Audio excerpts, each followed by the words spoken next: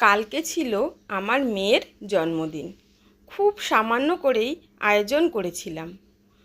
যেটুকুনি না করলেই নয় সেইটুকুনি আয়োজন করেছিলাম। যাই হোক, প্রথমেই আমি দিন শুরু করেছি আমার ভগবানের সেবা দিয়ে। এটা আমি কিন্তু প্রতিদিনই তাই করি। আমি পুজো না দিয়ে দিন শুরু করি না। সকালবেলা স্নান সেরে ভালো করে ঠাকুরের যেটুকুনি আমার সম্ভব সেইটুকুনি দিয়ে আমি আমার ভগবানের সেবা দিই, তারপরেই দিন শুরু করি। সেটা কালকেও তার কোনো ব্যতিক্রম ছিল না। যাই হোক, যেটুকুনি আর কি করতে পেরেছি তার মধ্যেও ছিল খুবই ব্যস্ততা, সেই জন্য কোনো কিছু সেরমভাবে আমি ভিডিও করে উঠতে পারিনি। যেটুকুনি করেছিলাম সেইটুকুনি সামান্য তুলে ধরলাম আপনাদের সকলের সাথে।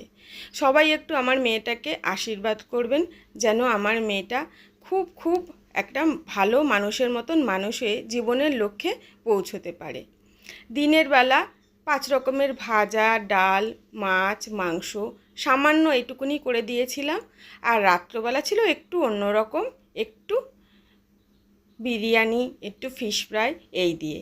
যাই হোক, কেমন লাগলো ভিডিওটি? যদি ভালো লেগে থাকে তাহলে জানাবেন।